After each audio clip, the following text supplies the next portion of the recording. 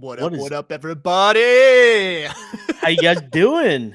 Welcome to another episode of the Practically Reality Podcast. We're back. What is up? We have a couple new people here, I am sure. We got a fun episode planned today. So if you're seeing this on a channel that you don't know what is going on, we're excited to have you. Yeah, we got another super special guest today, guys. We're going to be talking with Jordan from Throwback Studios VR. He is the genius behind the hit VR game Derby VR. We're going to be talking with him today. We're going to have him tell us all about his game and what he's got cooking up over there. So we're super excited to talk with him. But yeah, we should probably just bring him out onto the stage. Let's get him up here. Sweet. Everybody say hi to Jordan. What's up, guys? How's everybody doing?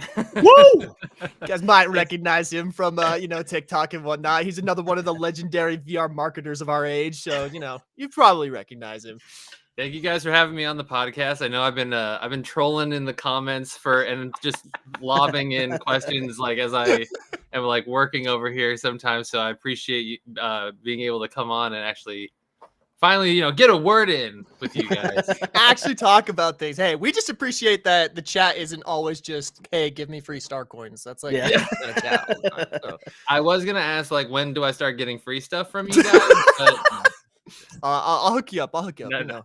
I got hey, you. we just started making 50 cents an episode, so come on. Hey, there we go.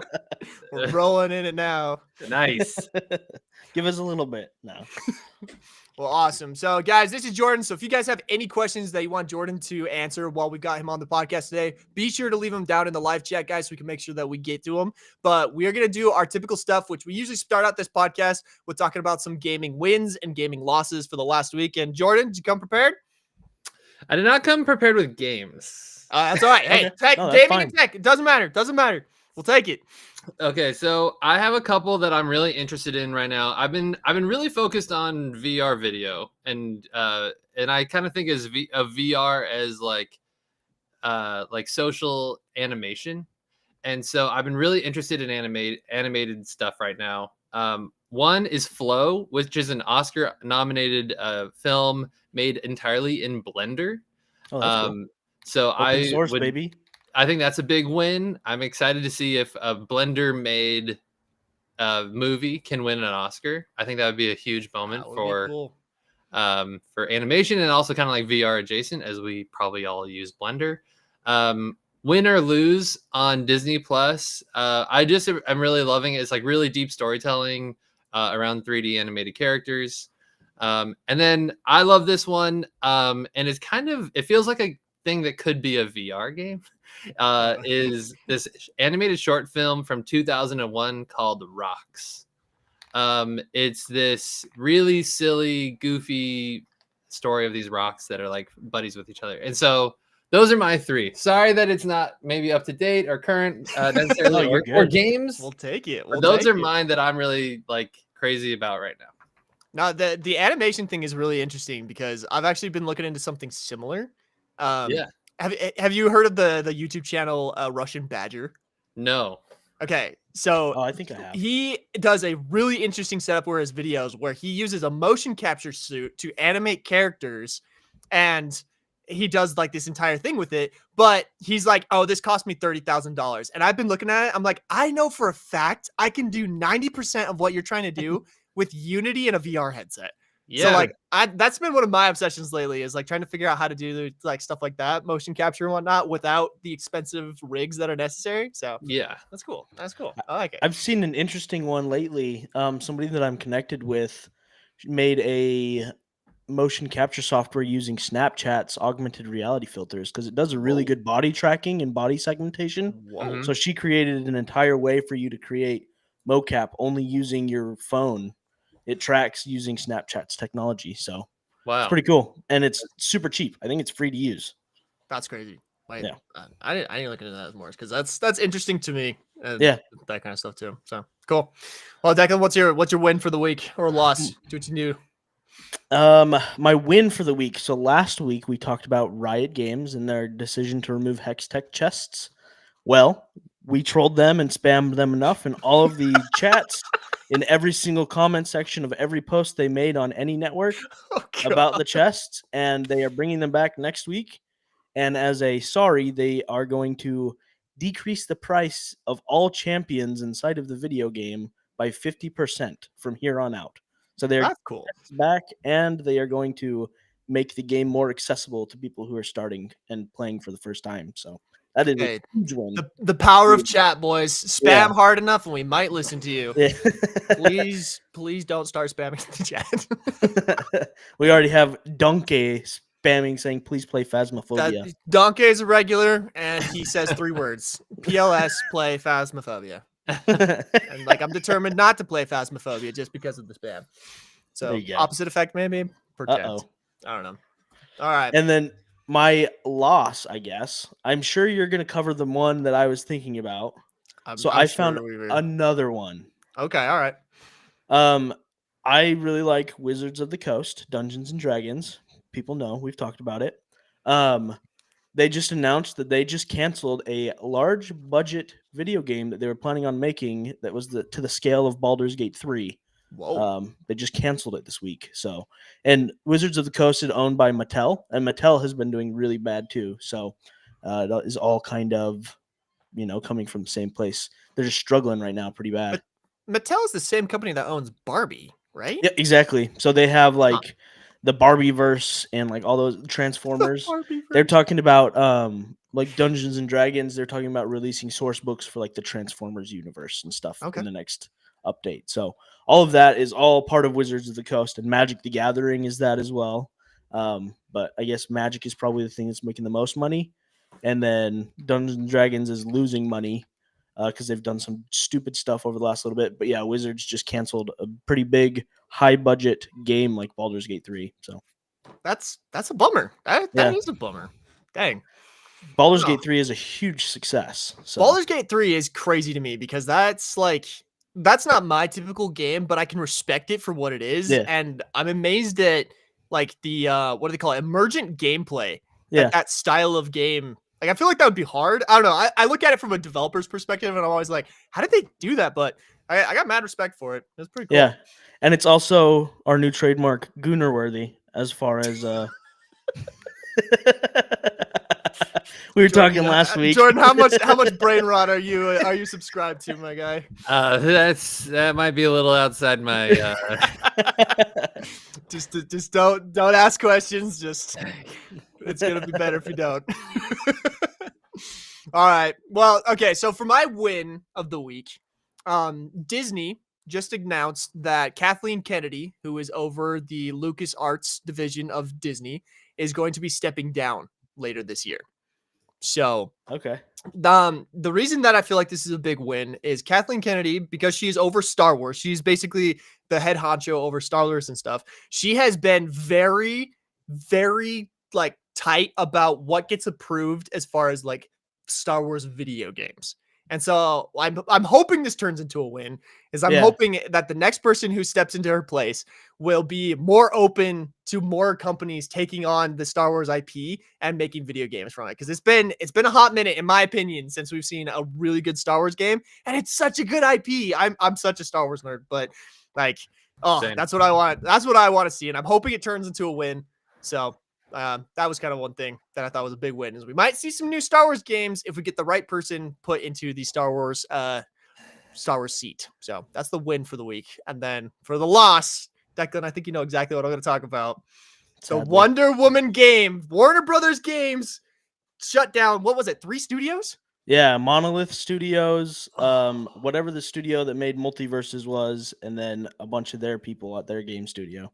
Yep, they shut that down and canceled the open world Wonder Woman game that they had in the works, which was just the biggest bummer. I was so excited about that game. I thought that was going to be such a cool one, but man, Warner Brothers must be in a pretty tight spot if that had to go down. So, yeah, they said they're going to reinvest in like their Harry Potter stuff, which the Harry Potter game last was pretty good. And I don't know, to me, Monolith getting shut down is a huge bummer because we've talked about it before. I loved Shadow of War and Shadow of Mordor. I'm a huge, like, you're a Star Wars fan. I'm a huge Lord of the Rings fan. So those are the best Lord of the Rings games to come out in a really long time. It's not Gollum, which came out last year, and that was like one of the worst games to ever come out. They killed it with Shadow of War and Shadow of Mordor, and now that whole studio is gone. Plus, their patented Nemesis system. Like nobody knows what's going to happen with that now. So okay, so I did do some news. research into the Nemesis system. I've seen a few things. So the Nemesis system wasn't technically patented just by their studio. Okay. And my understanding is that it was actually patented under Warner Brothers Games. So the patent will remain with Warner Brothers, but the patent expires in 2036. And I've already seen like Reddit threads of people who want to take the system and do stuff with it. Yeah. Absolutely wild. Like that system is crazy. I mean, Jordan, are you familiar with the Nemesis system in Shadow of War? No, not at all. I'm Okay. sorry. This is one of the wanted to say coolest. though, I'm a huge Star Wars and Lord of the Rings fan, like massive. So sorry. Perfect. You come to the right spot. Yeah. So this Nemesis system, you should really look into it. Like basically they created this whole system where you would go up against NPCs, and depending on like whether this NPC defeated you or didn't defeat you, they would become like a antagonist in your story against you. Or like if you got them onto your side, they would become like your warrior buddy that would come up with you. It was crazy. It was one of the coolest systems ever. Interesting. Yeah. I'll need to try that out. Yeah, it kind of makes like regular NPCs like big bad guys. In Dungeons and Dragons, we'd call him the big bad evil guy, the BBEG. They become like a more important character, and they're like encoded into the game in a different way, so they can be reoccurring characters in the future progression of the game as well. That's pretty cool. It just kind of depends on how you play the game. Your game kind of changes, and the people that you end up fighting against change as well. All right. Super interesting. And like furthermore, like it was a patented like gameplay mechanic. They patented the whole system, so like no one could copy it until 2036, which is kind of a bummer in my opinion, but really cool game mechanic that they implemented in that game. So definitely not great that those studios are getting shut down.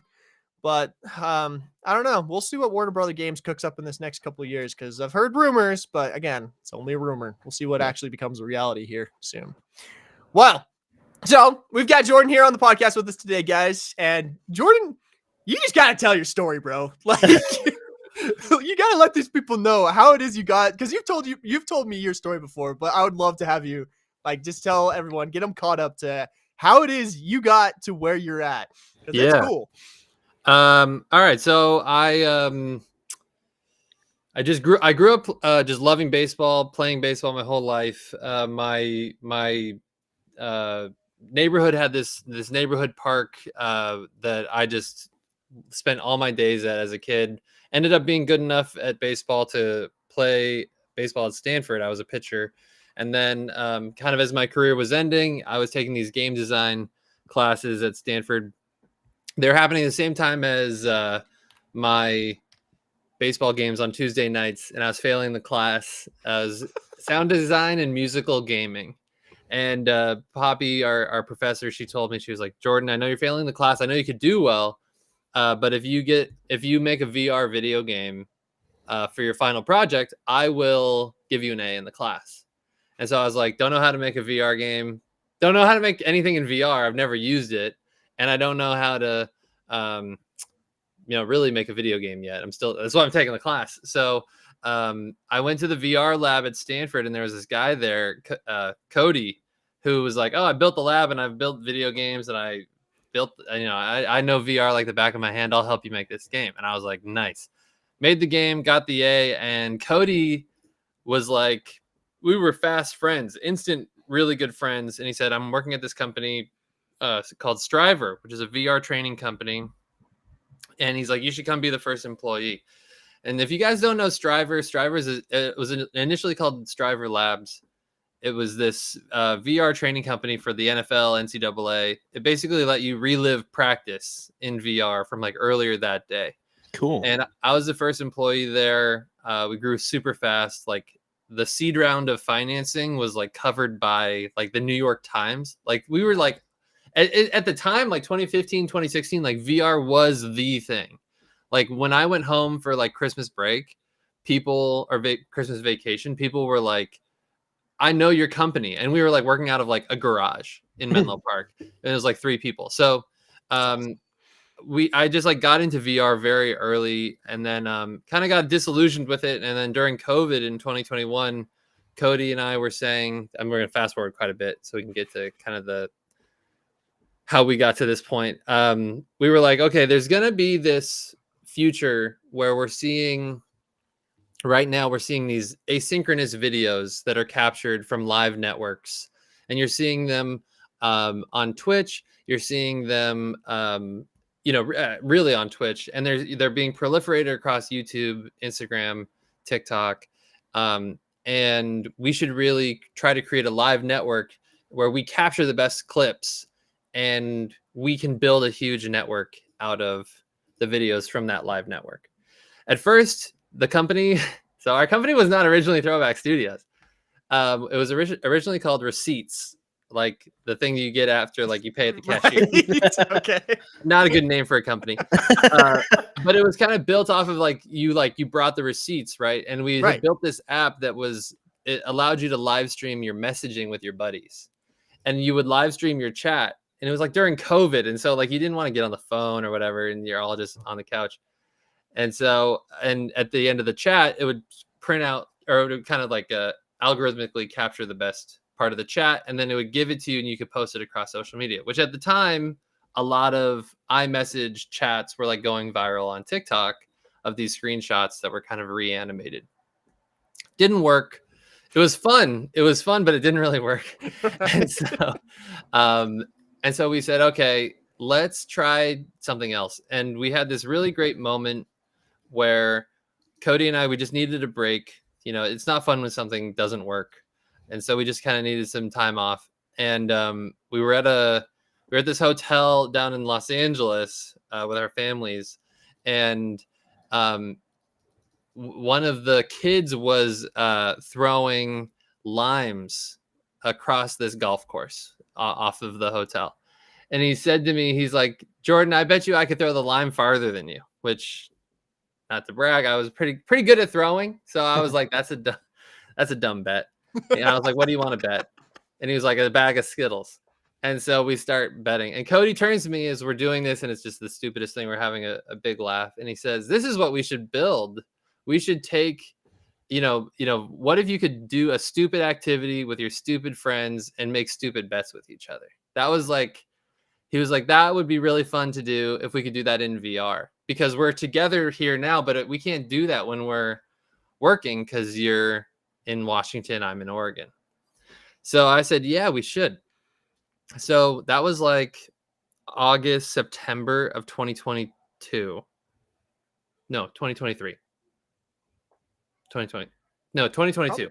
Probably 2022, because we met in 2023, I feel like. Yeah, 2022. Yeah. And then, so we said, okay, well, we actually had already built a VR game before when we had worked at Striver for the Yankees and the Red Sox. It was this home run derby. It was like a fan activation. And so the thing that like the activation was successful, but the real thing that was interesting was people would come at night with their, partners, girlfriends, husbands, whatever. And they would like bring them on like a date to be like, look at this cool thing that we're doing at work. It was like a cheap batting cage experience. Okay. And so, and like people started to do their meetings in it with like their teams. And so I was like, we should just recreate that, like the baseball home run derby, and kind of fit it into that kind of thesis that Cody had built out at the golf course. And so we were just so inspired, and we built the first version of the game in 2 weeks. It was just, we had taken my hometown park, put it into VR, like a whole 3D rendering of it, of my hometown park. And then, made it multiplayer, activated the voice chat, and then we just made it really, really fun to hit home runs in this thing. And the thing that we did kind of differently than a lot of VR developers do it is, as soon as, like, if you scroll all the way back on our TikTok or our YouTube, you can see our initial videos. Like, you can see the very moments where the game comes to life. And that was the big thing for me, because I can't code a lick. Like, I can't even code with AI. Like, AI is like, it's like, stop what you're doing, like, go back to making videos. And so I was just so thrilled by Cody making this game so quickly. I was like, every moment I'm in here, I have a camera strapped to my face, I want to record this brilliance, and this thing is changing every day. And then also people are coming into it and then as the views started to hit, we launched on November 15th, 2022. I'm sorry I'm talking a long time, but I'm just so excited. We put it on SideQuest November 15th, 2022. We had 1,000 downloads by Christmas of 2022, 3,000 players by the end of January 2023, and then 50,000 by the end of February. Wow.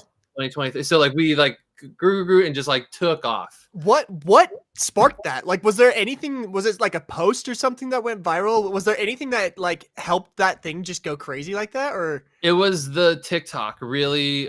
And I'll tell you actually what it was. One of my buddies, he said, you're making a game and it looks fun and it looks cool or whatever. But the real issue is these people don't know who you are. You should show your face. Start talking about what you're building and show who you are.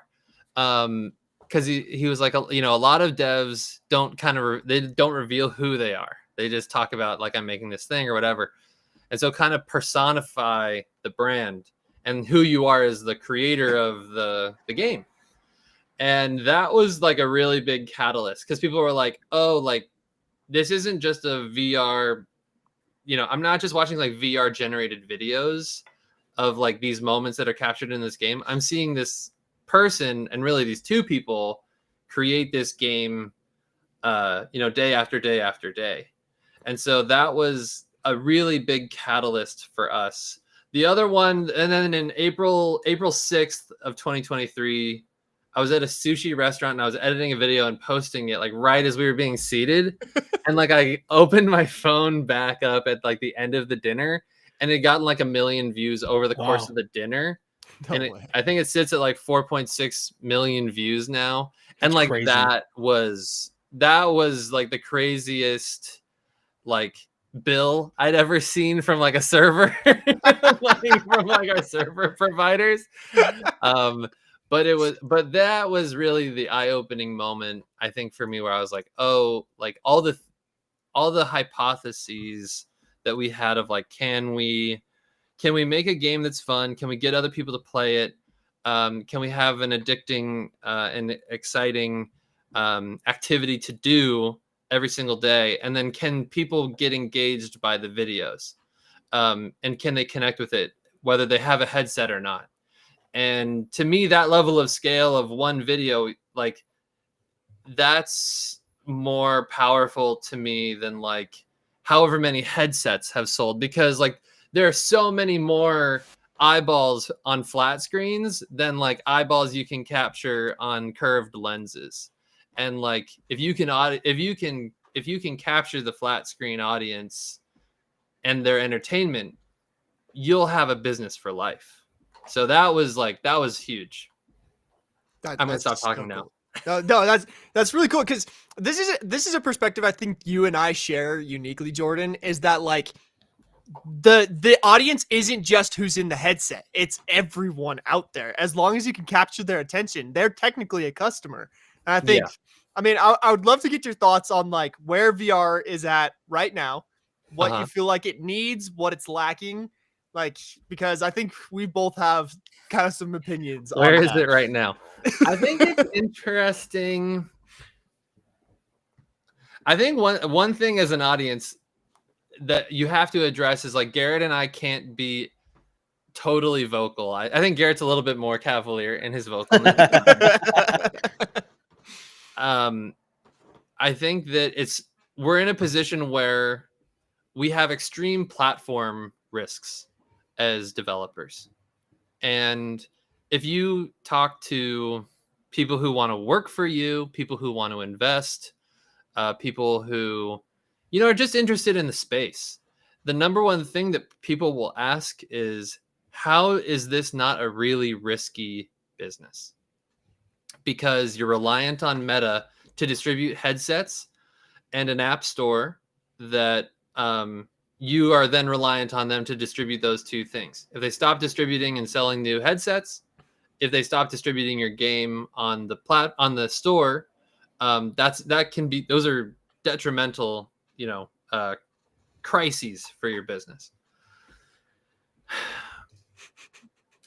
For Garrett and I, and Declan as well, you're also trying to create your own platform. As creators, you kind of hear these creators, the really big guys, you like Cypher PK or Mr. Beast or whoever, they don't say I have a community or viewers or even an audience. They'll say I have a platform. But they really don't.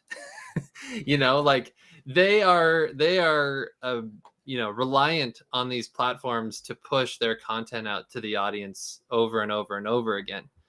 And the hack that Garrett and I really figured out was you can also be an entertain. Like I always think the way that I describe what we do is like our job is making fun games fun. like That's a great way to put it. That's awesome. Like if you can be the most entertaining VR developer, that's probably more valuable than being like the 20th best VR game creator. Like that's probably a better path to go. And so I think that right now we find ourselves in a really weird spot where people like Garrett and myself, like, I think that we find ourselves in this moment where, like, I think Garrett should be, and frankly myself, I think that like these platforms should see the investments that they're putting into themselves, or into the corporations are putting into these platforms, that Garrett should be a celebrity of the MetaQuest developer community. I think that I should be too. I think that Meta should be taking, because we do run studios, but we are really more content creators that, like, Garrett has earned tens of millions, maybe hundreds. I don't know what your view count is, but like tens of millions at least of views for this hardware and for the content in the hardware. Same, we got 30 million views last year of play this, use this headset and play this game in this headset. And the fact that and so I think that's what's really exciting about these platforms is like the headset distribution is there, the player distribution is there, and even the audience, there's an audience for it. But I would love to see more, raising up developers as like celebs, as stars of these platforms. I think that's missing right now. I know Garrett, the last one of these that I tuned into, you were talking about developer relations, and like there shouldn't be developer relations. There should be like talent relations, like that. You're not just a developer, you're the talent. I'm the talent, and I think that that's a big piece that, like, when we meet with Meta, they're like, why would you make these videos? Like, why would you show just show the game, make commercials about your game? I'm like, commercials suck. Like, just show people having a fun, goofy time. Or they and then where the state, I'm thinking state of VR. I don't know. I think VR is in a good spot. I just don't think that I care about even we don't even categorize ourselves as a VR studio. Actually, we talk about ourselves as entertainment. We're a social entertainment technology. I didn't know you did that. Cool. That's cool. We don't that's really where we focus, is how can we make the best social entertainment and social animation, because I think I love games, I love VR, but I think that the VR is really a tool to create incredible stories, incredible moments that are gonna scale so much more on these other platforms through video. And that's why I kind of don't engage with a lot of VR discourse. People are like, there's this new headset. I'm like, who cares? Does it have a better camera? Is there better audio? Does it give us more tools to capture better video? Yeah, that's really my focus. I don't know. I think that's that's really where I like. So I'm positive on our business. If I was just focused on making VR games, I think there'd be more concerns for sure. That's interesting. That's interesting. So like, as far as like making videos and stuff in VR, because this is something that you and I both do. Like, what do you feel like are the most useful tools that you use right now? And is there anything you wish you could see in VR to help you make videos easier? Or maybe you're already making that at Throwback, and we're just gonna shut up. We have some stuff that we've built. I think that the stuff that I wish existed is really more like you want, like the way that I think about like what it is, like if you abstract away the game, like what are these things that what is Sail, what is Derby? They're really stages to film for you and me and people who want to be content creators. And I think that what's really cool is, and beautiful and like just insane, is that people show up basically for free or they're willing to pay. And the thing that I wish, one, I use CapCut. I think CapCut is an amazing tool. It's what taught me how to video edit. And when like the TikTok ban happened and it was like I can't use CapCut, I was like, oh no, that was a rough day. That was a rough day. I was like, I'm more concerned about CapCut going down than TikTok. But I'm also starting to be very interested in like I'm very interested in how much you can fake. Like I think that like a lot of I think like with a lot of like movie making is like with CGI and stuff like that. I think that AI is, as I hate bringing up AI because it's so talked about, but I think like what are the things you can abstract away to have the end goal of like the most entertaining video, and what could you fake using, an agent, or could you funnel all of my Derby videos or we're making another game map chat videos into a model and say, these are the videos that got the best views. Make another video with these types of avatars, these types of characters that would just shoot out like the most entertaining video possible. Interesting. I think those things are interesting. I think more camera technology is happening. The Live Creator Kit, stuff like that is really cool. We've built some internal tools that we will be using more in the next couple months that you'll see. But yeah, those are kind of the things I think about with like video capture. Okay. No, that's super interesting, because I remember a while back, I can't remember how long ago, but I remember you and Cody did like your own podcast episode from inside the blimp. Yeah. And I loved that idea of like on the live camera from inside the game. That's that cool. Like you could like talk to people live streaming from. And so like whatever happened with that? Is that still a thing, or? Yeah, it's funny that we didn't do it enough. Cody doesn't like to be on camera. Cody likes to be still shy. I'm the all the first attention we've given Cody. Yeah, Cody prefers, but he was comfortable being an avatar. He was comfortable getting, going there and doing those. I think that we just I don't know why it just didn't seem like a format that like was farming enough clips and views, frankly. Like Cody's so thoughtful, and he's like when Zuck went to go buy Oculus, he interviewed Cody.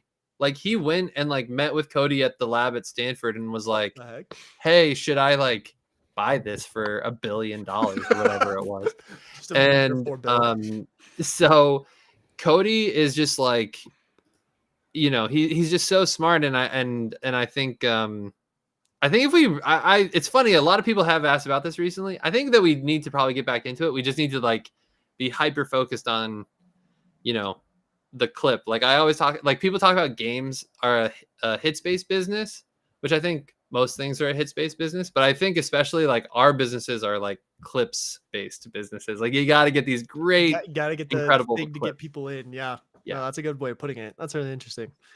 Yeah, I would love to see that come back. I thought that was cool technology. Interesting. Okay, I like that. Like, That's helpful. dude, what are the things? Okay, like if I could press just the give you Cody just now. like a free idea that I think would be dope in Derby. Okay. But, like it would be sweet if there was like a live camera all the time, right? And maybe whoever, oh my gosh, dramatic zoom in, freaking camera. I have an AI camera that's supposed to track me around. We had this. We had the park camera. The park cam, yeah. And it was like 6 positions, and it would swing around the thing, and we would just do it as like a as like one of those like ASMR streams, like when they would have, or like kind of like a ambient streams like they have at the airport where they just like show the planes taking off. Yeah. The concern was, I think they got flagged as they like got flagged by TikTok or something as they didn't have enough audio. And I think the concern too was like, you never know what people are going to be saying, and you don't want them to be saying it on your channel. So you couldn't activate the player chat. But I agree. I want so many more cameras. Like as soon as you have these little, or as soon as you have these virtual worlds created, like it's your job to be showcasing like there's stuff happening here. This is a place to be. So yeah, we need more of that. To add on to that, it'd be so cool if there was like a guy in your in Derby who's on like just a streak. He's gotten like 30 homers deep at this point. And all of a sudden the live camera that's live on Throwback Studios all the time switches to him. And it's like, he's on round 30. He's hitting 30 home runs at this point. Let's see if he hits 31. You follow the ball all the way over the fence, and it's like this. It's almost like watching a sport at that point, right? Yeah, a live camera that like switches to the live star player. That's genius. I'm gonna do that. We're gonna call it Garrett, the Garrett cam. The Garrett cam. I'm a throwback, everybody. Let's go. No, I just it's like to your point. We've actually been looking into like something like not necessarily like similar, but. We're working on like a new prototype for a game, and we're realizing that the very most fun part about this game is going to be watching it from a third person's perspective. And so we've been investigating like what's the best way to broadcast this or let somebody basically tell the story of what's happening. And that was like one of the things we were looking into is it's like based on a player's performance, snap the camera to them so people can tell like this guy is important right now, watch and see how these other players interact. Anyway. So yeah, there's an aspect of like when players learn that they're being recorded, or like if they know that you're someone who like they follow or whatever, then that really can change the behavior of the in-game player. It provides better content, and but if you did it programmatically, right? If you're like, I'm putting you on, I'm platforming you because but then also the other players could see like that guy's the best in the game right now. That would be cool. Something there. There's something there. Yeah.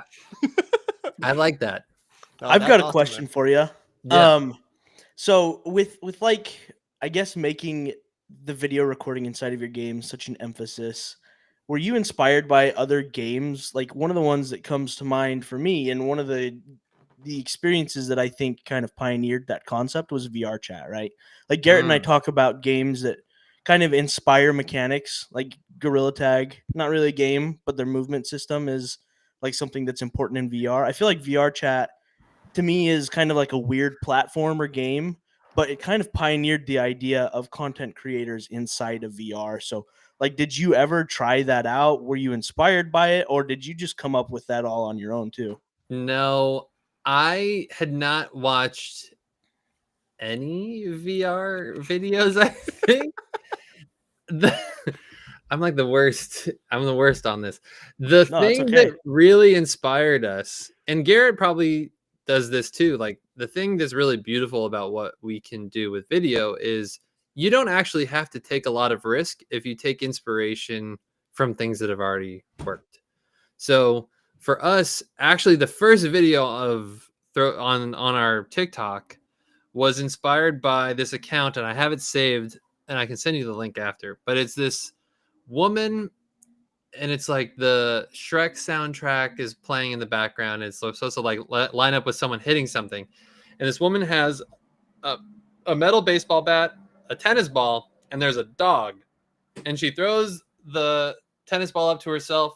She hits it, and then the dog goes running, and it had like 1 million views. And I was like, I'm trying to do that.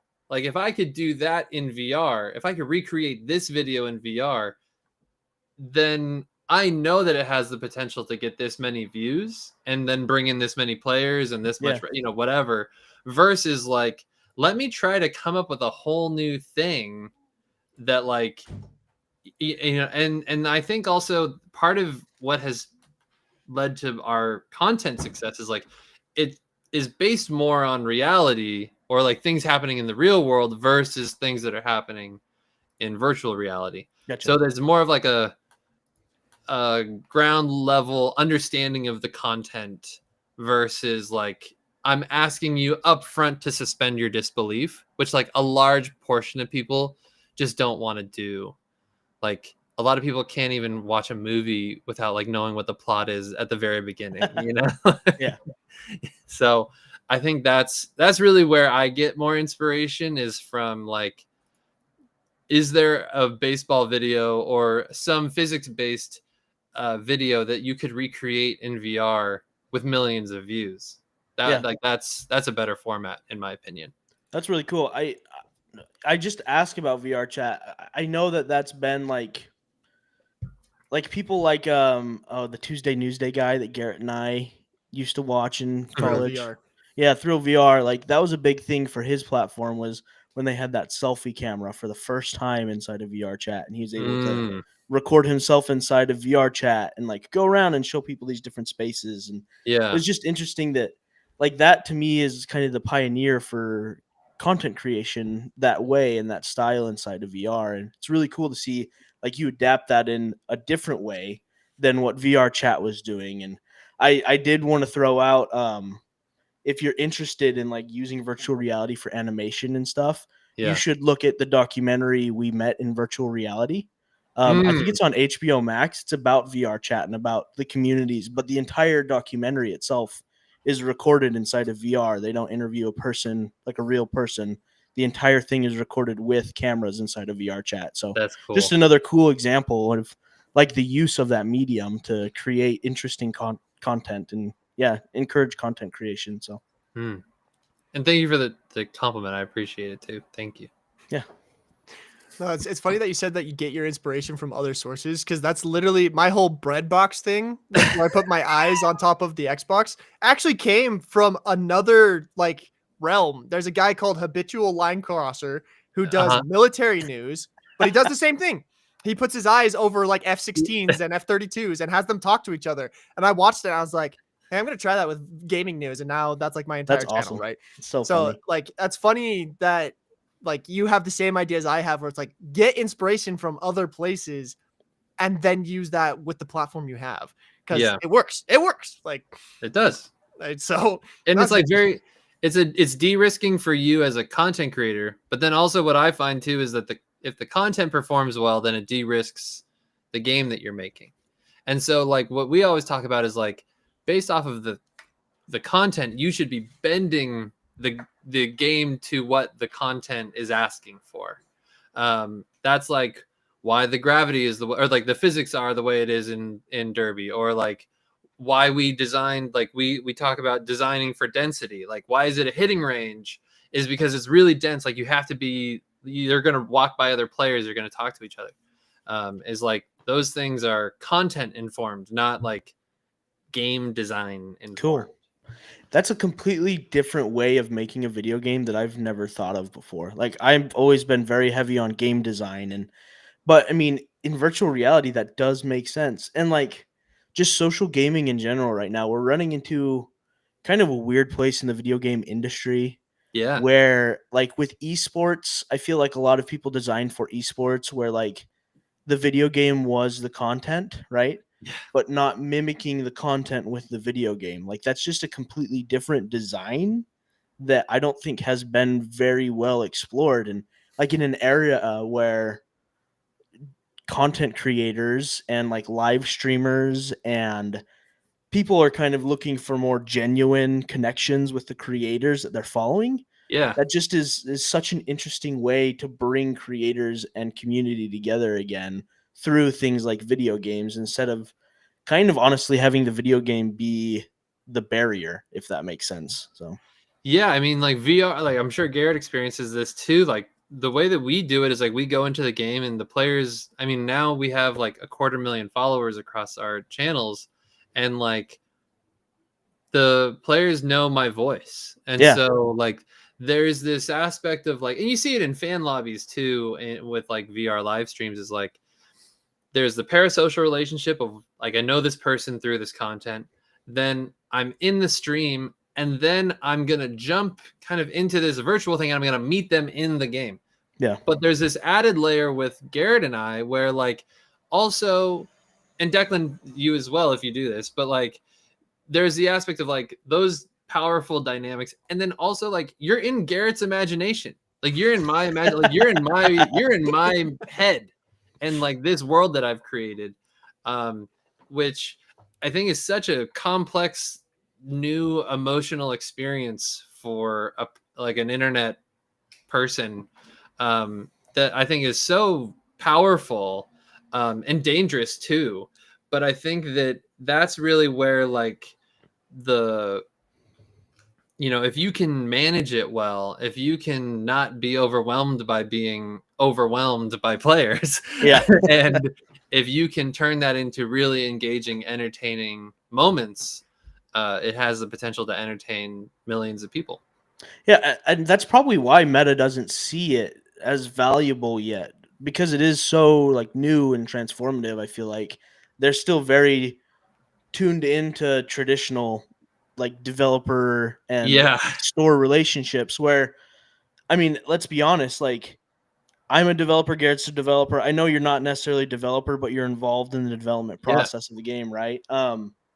That's not a very socially charged job or role, or like traditional developers probably aren't comfortable in the spotlight, and that separates a lot of like, I mean, Garrett and I for sure, but a lot of people that are now part of that like indie dev world and devlog, and I love game developer YouTube. That's one of my favorite things. It's something that is completely new in the world of developers and like storefront relationships that has never been there before. That I don't think there's been storefronts that have been able to figure out a way to make that valuable yet. I think Unity maybe does a really good job. I know with like Dilmer, he's a huge tutorial guy in their space, and they've given him or I guess Meta, but Unity in the past had given him a lot of stuff to like help him encourage people to come to Unity, and like they were doing a good job, but that's still a relationship I feel like that is still being explored and discovered for this first time. And I'm lucky enough to go through it right now with Niantic, where I'm trying to figure out how to start creating content for them to make video games and to show off their platform. But it's still just so early in that whole development cycle of that relationship that we're still trying to figure out how we can really benefit one another, you know? Yeah. Well, and I remember talking to one of our players really early on, and I think that this is the other really valuable part of this is like we're subjected to so much more feedback because like people know who we are and they want to talk to us. And there's a chance that what they say could end up in the videos too. So there's like all these layers of feedback. But really early on, one player, I was like, why do you guys like this game? Like it's barely like a game yet. You know, we're trying to make it happen. And a player said to me, a lot of VR game developers, they hate VR. They hate the games that they're making, and they hate the players who are playing the games. That's crazy. You seem like you love VR, you love the game you're making, and you love the players who are playing your game. And I think that like that is like so I've just loved that feedback because I think that that's something that you do run into. Like I was so naive at the beginning. I was like, how could you ever hate this thing? Like there's like, it's all just upside. There's nothing's ever difficult, and of course, you do run into difficulty. But I think that that's also kind of what you're saying, where like the developers stay in the background, or they're kind of more comfortable in a different position versus Garrett and I are like, we're right up there in your face. We're right up front. And I've been spotted around. You just walking in the back of the stream with like tons of cash. Jesus.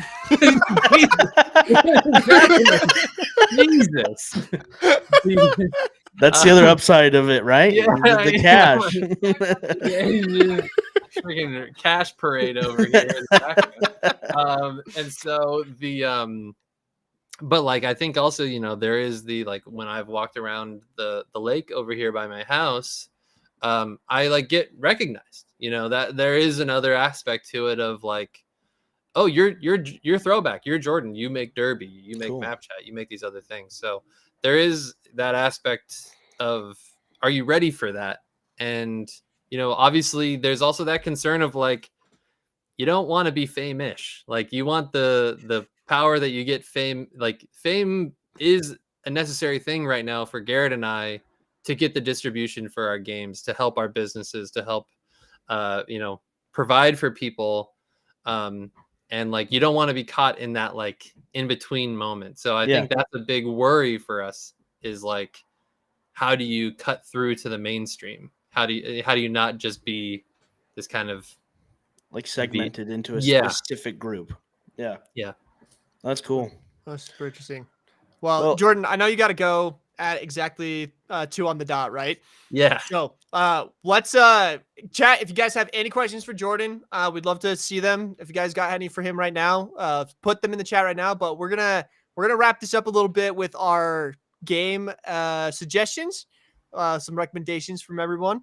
And if we get any golly, I'm all of a sudden tripping over my words. If we get any questions for Jordan, we will ask him right away. I know someone earlier was asking, what is Throwback or not Throwback? What is Derby made on? And are you guys still using Unity, or what do you guys use for Unity? Yeah, we build it in Unity, and we have our own custom backend engine that we've made that's called the Throwback End. Cool. Nice. And so that runs all of our like multiplayer servers. It runs our whole in-game economy, subscriptions. It just runs a bunch of stuff for us in the background that we're going to be using it for our next game here that we're making right now called Map Chat, which we just put out. We built this game in a week. Check it out. It's all done with hand tracking. If you have an Apple Vision Pro, it's actually more fun on Apple Vision Pro than Meta Quest right now, because the hand tracking is just like so nuts on Vision Pro. And yeah, so we use Unity, we use the Throwback End, and then we are very happy customers of Normcore.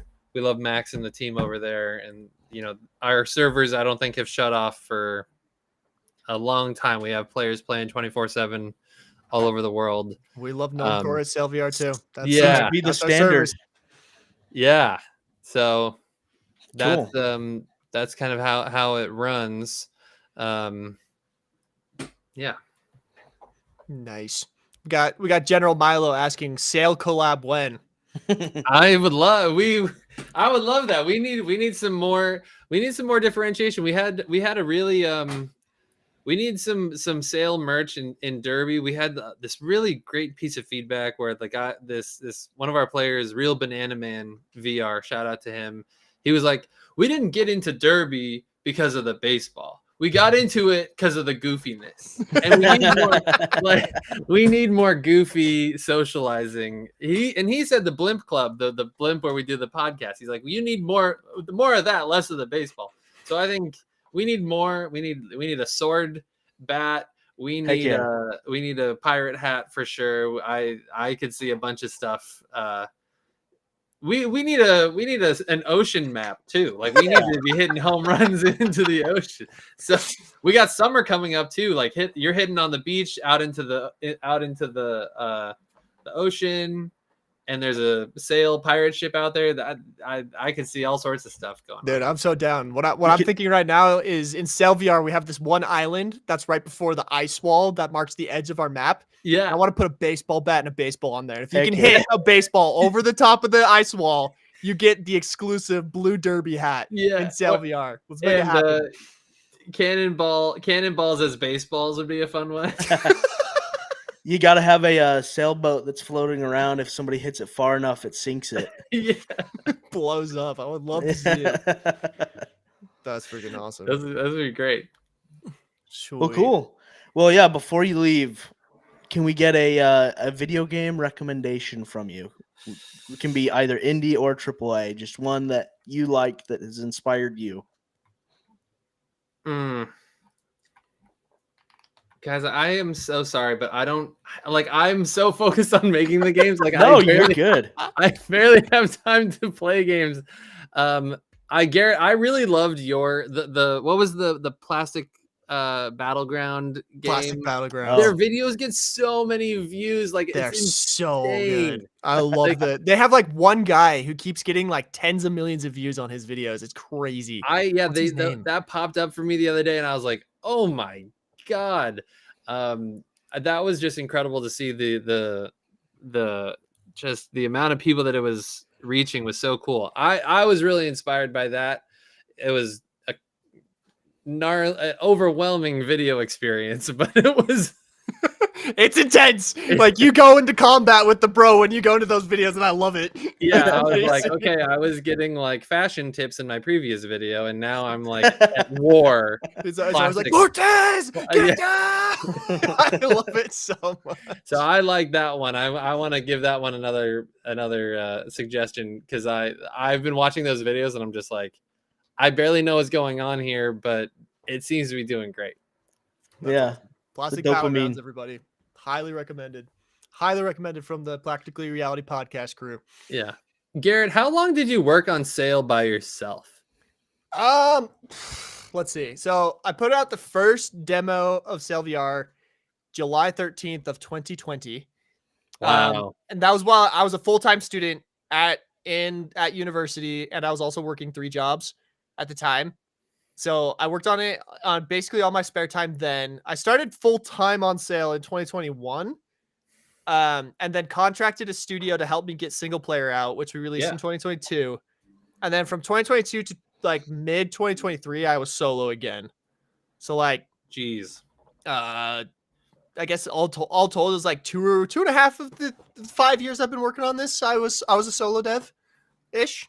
How do you deal with hate when you get it online for being a game dev? How do you deal with like, why isn't this all free?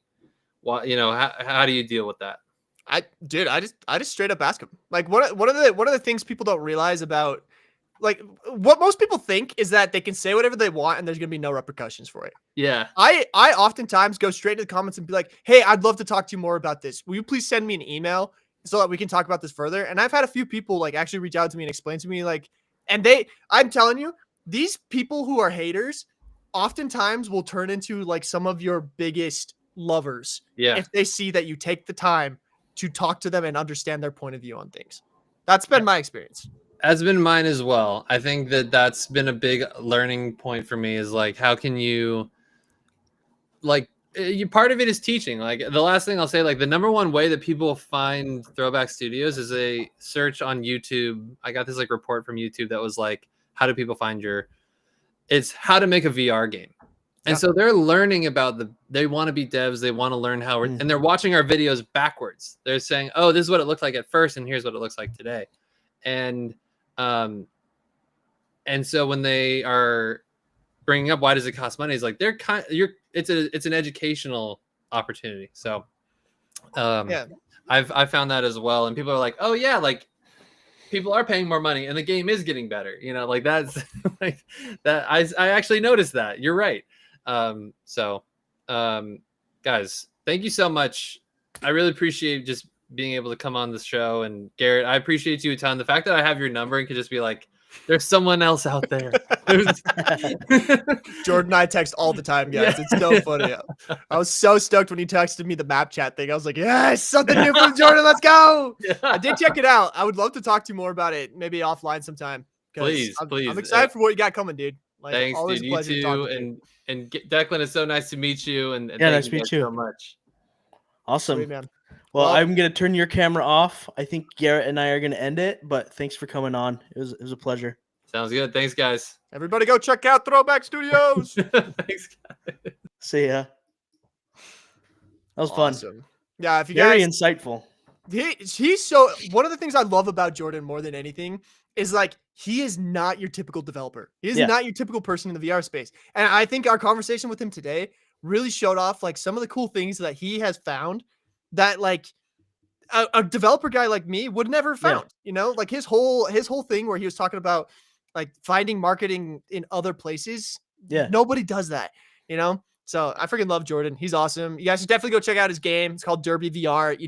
It's just one of the most chill and fun experiences in VR. Like truly, I sometimes will go into his game and I'll just sit there for like 30 minutes just hitting home runs. It's great. I love his game.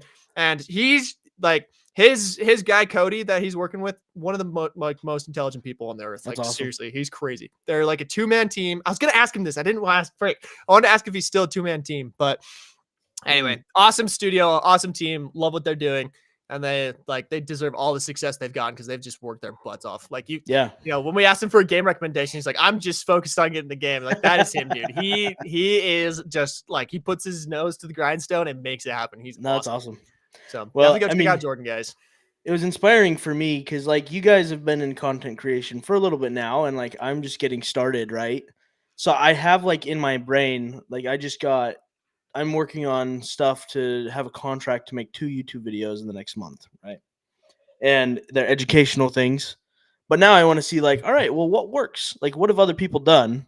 And like, how can I format my educational content now to match the success of other people and other creators in the past? So like, I have a way that I probably would have done the video, but now it's inspiring me to kind of look at things and like reformat it just from that discussion. So yeah, so like one of the things I always tell people, some people often come into our live streams and they're asking like, hey, like, do you have any tips for like a starting out creator? And one of the big things I say is like, look in other spaces of video formats, like methods of presenting information or whatever that like is being used elsewhere, and bring that into your industry. You know, like like I said, habitual line crosser is where I got the idea for putting the eyes and mouth on the Xbox and talking about gaming news. You know, I took something from, he does basically world events, and I brought it into the gaming space and it worked, you know? Yeah. So like definitely take the time to like explore other genres and whatnot. Yeah, and for sure. It would be good. I'll send you anything I find as well. Cool, man. I mean, like, honestly, I'm just going to try, and the first couple we'll see. I eventually would love to copy Danny and Blackthorn Prod. Like, those are my 2 inspirations. Like, make things that are just high energy, but then like invite other people to collaborate on things as well, and like do 4 developers, 1 game challenges. Like that kind of stuff is what I would love to do, but it just takes time to get there. Since we were talking about like VR chat stuff today, like maybe you should just get like a really Gooner worthy VR chat avatar and just like go over your tutorials. I'll get Connor like to that. make me something. Get Connor to make you just the breastiest of friends, and we can. Has to be I'm a telling fox. you, man, you will get such good views. Jiggle funny. physics to the max. Amp it up to 10. And this is how. That's funny. No, this is great. All right, Well, cool, we should probably do our game recommendations before we sign off. Yeah. Do you want to start? No. Okay. No, I have one that I've been thinking about. I talked about what I forget what it's called. The one by Hopu Games. Let me find it real fast. Risk of Rain 2 last week, right? Yes, we did. I really like that genre of game. Risk of Rain 2 has been one of the only ones in the industry that's done that for a little bit, I feel like, but there's actually a game made by a Chinese studio that is a ton of fun. Matt Bentley, our friend, who we talk about regularly but has never made an appearance. You just gotta get him on the show at this point. Like, yeah, regular. Probably. He has a real job. What a nerd. Yeah, you freaking nerd. He works on board games, so come on. But it's called Gunfire Reborn. So Reborn sounds like a very Chinese game name. But no comment. It's a ton of fun. Okay. Very similar to Risk of Rain 2. It kind of reminds me of a roguelike, like a traditional roguelike as well, where you're going through, kind of level up a character, but then you have skill trees where you can build your characters in different ways. And it's like Risk of Rain combined with like a skill tree game, and it kind of evolves the whole way. Tons of fun. I've played that actually probably more than Risk of Rain 2 at this point. So it's definitely more first-person shooter-esque, though. So if you like first-person shooters, it might fit into your... Where Risk of Rain is probably third-person shooter, but it depends on the class. Yeah. But yeah, the FPS of Gunfire Reborn, it's more gunplay, I would say, than Risk of Rain. You can't get as broken of combinations to kind of just clear waves, which is the end goal in Risk of Rain, whereas this is you still have to shoot things good. So got to shoot good. Yeah. That's a good indie game. Okay. All right. Okay. So my indie game recommendation, I would this be considered indie game? I don't know. This has started getting recommended to me, and I kind of want to recommend it because the idea of this game seems really... I haven't played it yet. I'm giving this recommendation purely based off of marketing. Okay. But there is a game called Star Jumper. Wait, I need to figure out what the actual name is. It's Sea of... The way that they're pitching this game, it is Sea of Thieves in space. Cool. So, like, what is it called? Sea of Thieves in space, not quite. Jump Ship. It's called Jump Ship. Cool. And basically, the whole idea is it's like you and a crew get on a spaceship and go and can have space battles, can go onto planets and like loot these planets for like treasure and whatnot. And it looks so cool. Like, it looks really awesome. It's kind of that like, near future style and whatnot. Looks really interesting. Super, super cool looking. And I'm very curious about it. I was gonna see if I can jump into it or whatever. I don't know if I don't even know if it's released yet, but anyway, Sea of Thieves meets space. No, that's really cool. Interesting. Definitely something I think worth shipping out. So the name of the game is called Jump Ship. They've been marketing pretty hard on TikTok and whatnot. You might have seen it, but I'm thinking about jumping into it and seeing how it is. So Jump Ship. That's my indie recommendation because I really think they're doing a good job. Cool. I have an old school throwback that's a good chaotic fun game. Okay. Have you ever heard of the franchise Worms? Worms? No. Yeah. I'm not. You haven't? Okay, let me find a picture of it. Worms is a classic game. And when I say classic, it's like when I was probably 6 or 7 years old, my neighbor had a computer and he had the CD-ROM for Worms. Okay. And we put it in the computer. So you know those classic games where you like shoot a tank projectile? Uh-huh. It's like that, but you're worms throwing things at each other. So like the holy hand grenade is one of the weapons. You can change the weapons. There's like a flying sheep. Let me find it real fast. It's a classic. So I've just been looking for like stupid fun games to play again, which is, a lot of these old school games are that. So you're this little worm right here. Here's your little character. And you're throwing like grenades or shooting rockets you have like 8 or 9 different characters. Here's a good map across the map somewhere. And you're trying to blow up the other team essentially and kill the other team. So it's all like wind speeds, projectile, you got power. It's like a 2D version of like Angry Birds almost. Kind of, yeah. But I mean, this is old school. So Worms Armageddon, I think, is one of the newer ones. They still have like added in new stuff to Worms. Worms is still a living franchise. Okay. So you can find newer Worms games. But yeah, I played them growing up, and every once in a while it's just fun to dive in and play something like this where it's just kind of brain dead and you can like, I don't know, just relive like an old memory. So okay. That's good. I like that. So for my AAA, well, it's not like okay. I jumped into the new, what's it called? What is it called? It was, okay, so Battlefront? Yeah. So they remade Battlefront recently, the old Battlefront games. They remastered them. A team called Aspyr, ASPYR, remade all those games. And I jumped into it recently, and it's awesome. Like, they fixed all the stuff that was wrong with it right at launch, which was really a bummer. and like I can like recommend it to people again. It's super fun. It's the old Battlefronts with like updated graphics and some improvements to some of like the things that were just broken because it was an old engine. And they re-released it on the store, so you can get both Battlefront 1 and 2 in a single bundle. It's called the Battlefront Collector's Edition or something like that. Really fun, really amazing. One of my favorite games ever. So they have a lot of old games on here. Yeah, Asper is kind of this company that I feel like they're just going through and remastering bunches of old games. And they had a bit of a fallout when they launched the Battlefront collection just because it didn't work. But yeah, it's pretty awesome now. They have like the Tomb Raiders remastered, which is crazy. Ooh. Star Wars The Force Unleashed, Star Wars Knights of the Old Republic 1 and 2. And then one that I've actually heard a lot about that I've wanted to try. It's called Legacy of Kain. And it's an old game that I've heard people actually recommend in the past, but it's now remastered for you to play. So I'm going to have to check that out. That's pretty cool. It was released in December of last year. It's pretty awesome. Like, that's a cool studio. That's a really cool fun studio. They kind of made, sometimes they feel a little bit heartless in the way that they do their, in the way that they do some of their stuff. And so you're kind of like, man, but like, I feel like they did go back through and they fixed all the things, and like, it's a really fun game now. So I can highly recommend the Battlefront Collector's Edition. I think that's what it's called. It's on like all the platforms. It's even on Switch, which is awesome. So they have 200 released titles.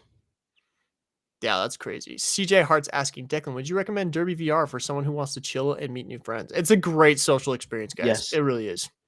Like, I would even recommend it as well. Star coins for mods. Goodness gracious.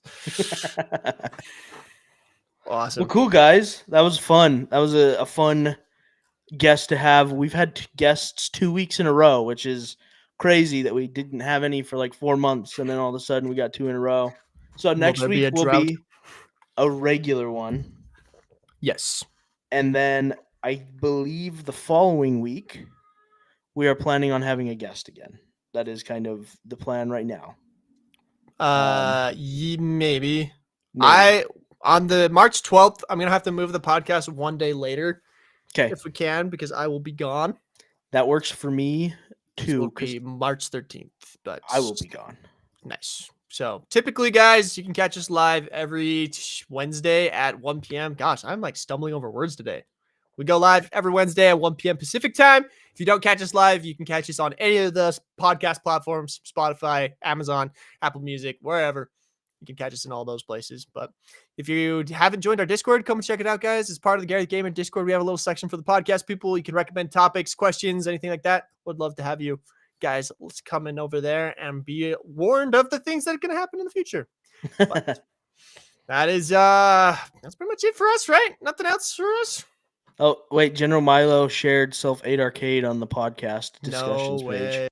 No way. Uh-oh, he's digging up dirt. That is Declan and I's original thing. I'm actually working on a video right now where I'm talking about the creation of CellVR, like the whole story, kind of laying it all out. And Self-Aid Arcade comes up a little bit. Heck yeah. And Elemental VR. You remember that one? Oh, yeah, dude. I got clips from Elemental at it VR, every single time I see the videos that we posted on the BYU channel. It's like, man, we were so stupid. Me make Fireball. Hey, it was fun. I'm proud of it. No, it was so good. I mean, the whole time he was talking about what he did, Jordan, at his first company, it reminded me of the Microsoft HoloLens app that we were a part of briefly, Just so many memories of getting started in the lab. So crazy, dude. So crazy. Anyway, well, that is it from us, guys. Go check out Self-Aid Arcade. Let's bring it back from the dead. Maybe Garrett will actually get me a job. Just kidding. You're getting paid 50 cents an episode. What are you talking about? You're rolling in it. Anyway, guys, that's all from us. We will catch you on the next one. Awesome. See ya. See ya. Bye.